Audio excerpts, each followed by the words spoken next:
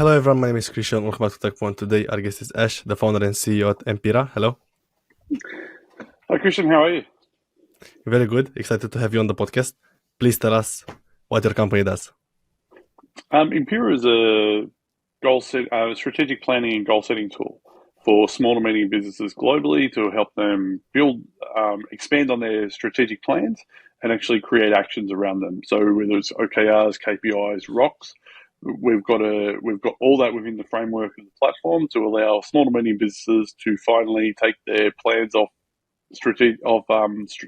Google Sheets and Docs and actually put it into a live cloud-based environment.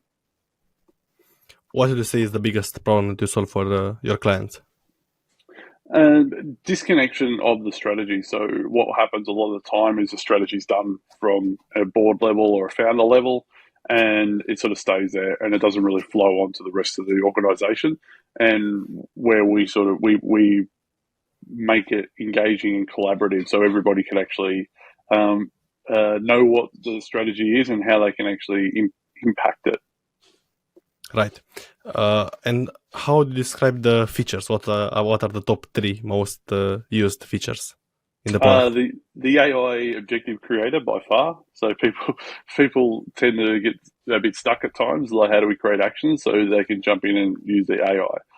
The My Plan, which is a strategy on a page that people can actually just have a look and go, okay, what are we tracking? And the My Hub, which is so people can actually understand what their KPIs and OKRs are. That's definitely the sort of top 3. Okay, thank you for explaining. And usually, what companies need a solution like yours from what stage? Is it from startup level? No, generally startup levels, because startup level is very fluid. So they're constantly changing and pivoting. It's more generally from businesses that are generating anywhere from 2 mil up to about 100 mil. But we do have some large corporates that are using it as well. So, right. And can you share with us a success story? With a company, one of the companies that we actually had was that one of our early adopters was a company based here in Melbourne. And they were a family company. The kids didn't want to take over the business, so a CEO came in, had to restructure the whole business, and he used Empiraa to do so. And I think it's 18 months, 2 years down the line, they use it every day to bring their business into keep them focused on the plan, and they've actually grown significantly. And they credit Empiraa for doing that, which is great. Thank you. Yeah. And how does the pricing work? The pricing, we actually have got a unique pricing model where a lot of SaaS businesses will charge per user. We actually charge per workspace with a certain amount of seats included. We felt that the mental mathematic gymnastics, when you sit there going, well, how many people do I need to actually have in this plan, is quite limiting. And it sort of goes against the core value of what we're trying to do in the business, and that's allow as many people as possible inside your business to be part of the strategic plan. And we didn't want to create some guardrails around. We didn't want to create some fencing around pricing to stop that happening. Hey there, fellow marketers. Are you tired of juggling multiple platforms for meetings, webinars, and calendar bookings? It can be a nightmare just setting up a simple team meeting. But what if I told you there's a platform that is super user-friendly and can do all of this? Well, say hello to Sessions. More than just a Zoom alternative, Sessions is like having a personal assistant for all your meetings.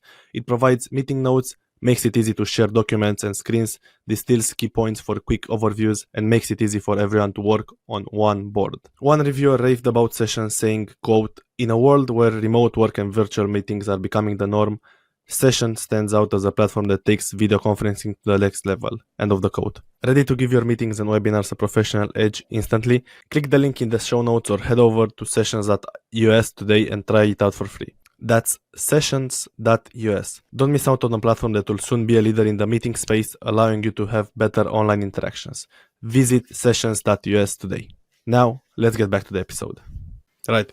And is this unique in the market? Are you the first one to come up with the idea?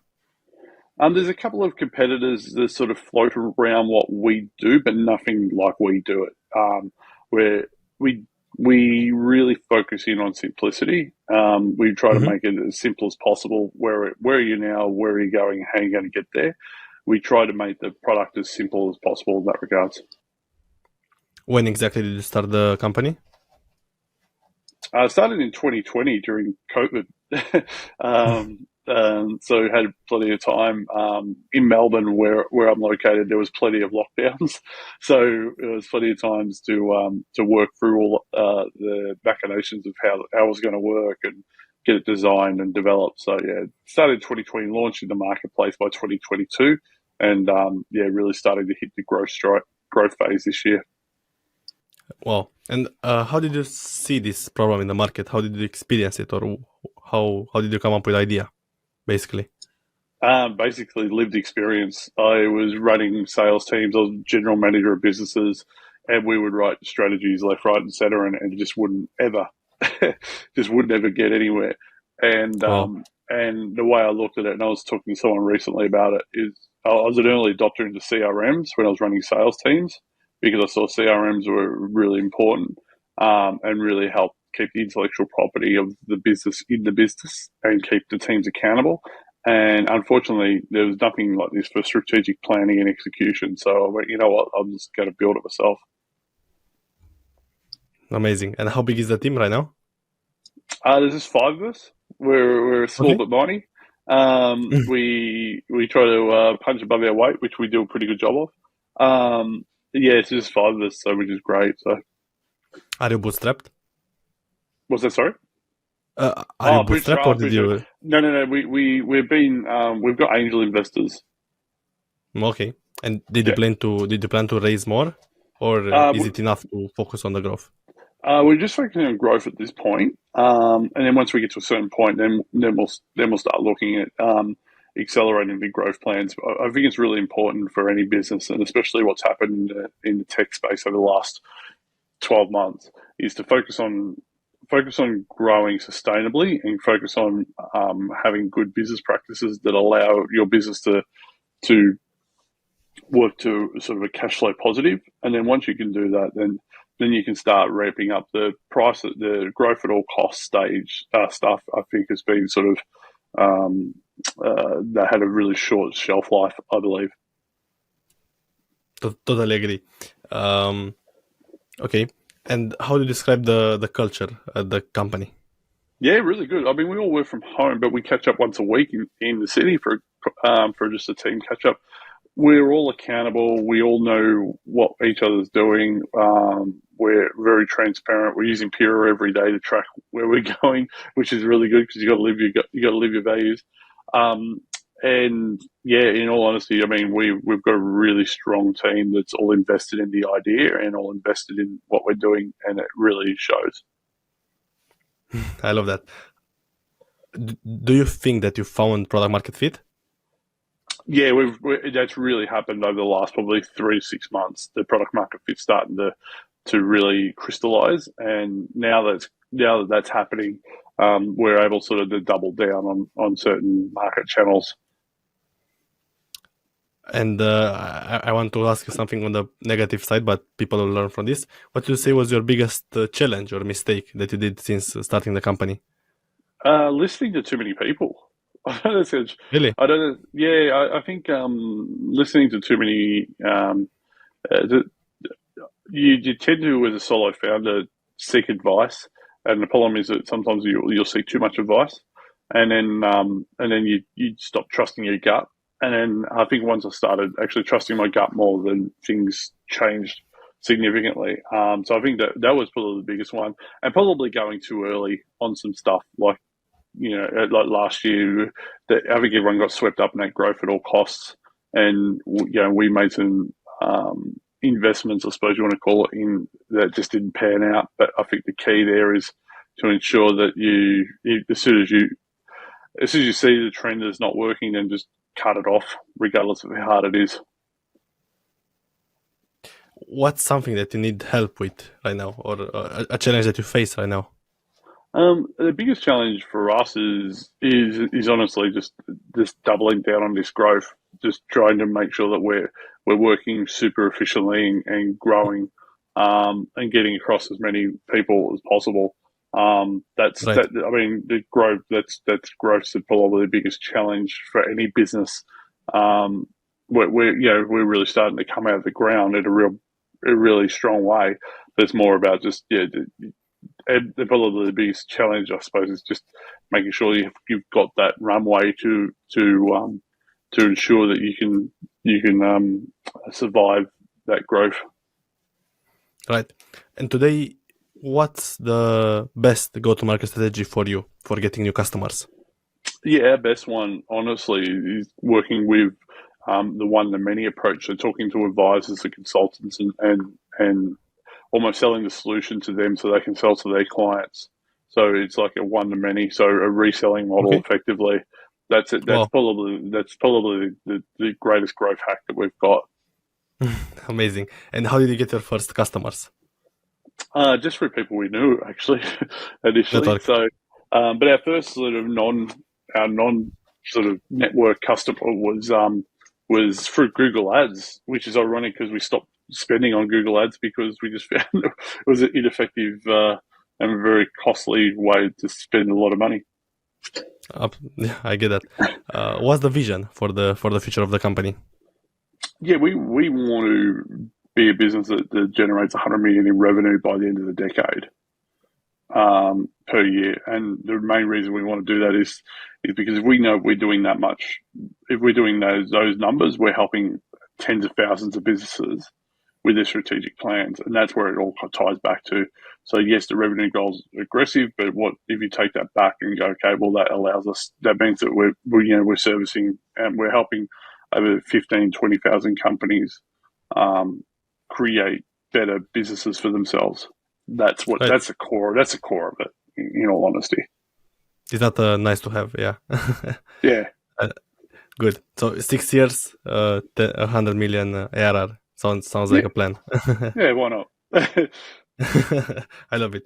How about your background? What is your story? How did you start with your career?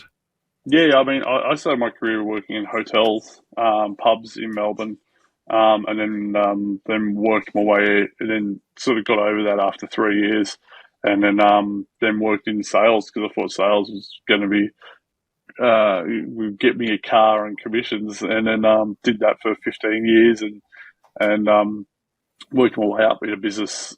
And then I was employee number 9. By the time I left after a decade, I was national sales manager, sitting in the executive team, and the business was turning over $90 million. And I just went, I can't keep working for someone, so I want to do something myself. So I had the idea from Empiraa, ran a couple of businesses in between, just to see if this was actually, like I always say, a live case studies while getting paid, which is not a bad thing. And then right in 2021, working in Empiraa full time. So going to the third year straight of which is insane. And after all this experience, what would be your best piece of advice for a starting founder?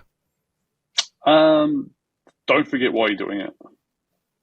Don't fall in love with the headlines and the BS on you see. Just don't get swept up in that. Just focus on the problem and focus on your customer.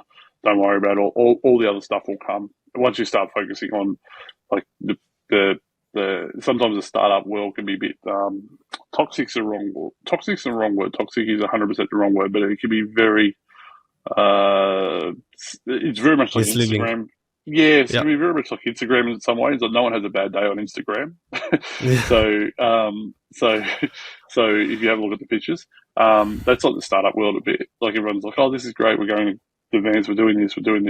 It's hard. It's a slog. Focus on you. Focus on the problem, and focus on how you can solve that problem. This is the truth. But it's hard to accept it. It's easier to think about the headlines and don't worry about that. Don't compare yourself to anyone else. Your chapter 1's different from someone else's chapter 4. Exactly. Do you have a favorite software that you use and would recommend to other people? Yeah, I use HubSpot all the time. I actually really like HubSpot. I think HubSpot's a great product. Don't get me wrong, it's expensive, but it provides a lot of value. So in my eyes, I don't mind paying for things that have got value. And HubSpot, we can run a whole sales machine from it. So HubSpot's probably one, and honestly, good old-fashioned G Suite with the emails, the Google Docs, Google Sheets, that type of stuff, and obviously Empiraa because it's fantastic. Yeah, of course. Yeah. Tell us more about Empiraa. How does it work? Is it hard to set it up once you? No, you can set up your business plan in Empiraa within about 10 minutes. You can roll out your goals and then all your OKRs or KPIs that align to those goals, and then assign them to your staff members. So within an hour, you effectively, honestly, have that completely and utterly set up and connected up to all your team members. It's about collaboration. At the end of the day, it's a collaboration tool around a strategy, and that's what we do. So yeah, we designed it so. We design it in a way that the lowest, someone in your organisation who has probably the lowest tech skills can pick it up and use it. This is great. And who is the decision maker? Generally, it's the CFO or CEO. Is generally the people that generally adopt it. So founder, CEO, COO, or CFO. So they want the vision. They want the vision of what's going on. So right. Okay. Makes sense. Those were my main questions in the podcast. If you have anything else to share today on the episode, you can do it now, or something about Empiraa, anything. Yeah, no, I mean, look, we're based in Australia, but we've got I think over 27 countries, people from 27 countries using Empiraa, like from Russia to Argentina to Mexico to Canada to obviously Australia, Senegal. So it's really cool to have that exposure to these markets that I didn't even know would require it. So that's probably a really cool one. I mean, if anyone wants to see what we do, go to empiraa.com, empiraa.com. Our plans are very, very, we've got 14-day free trial. Our plans are very, very cost effective because at the end of the day, we've designed it so small to medium businesses that are growing can just pick it up and start using it and then start rolling it out. Because at the end of the day, we're just invested in your success. That's what we want. Thank you so much, Ash. You did fantastic. I appreciate the conversation. And I wish you the best of luck to reach that milestone by 2030. And thank you so much for joining. Thanks, Christian. Cheers.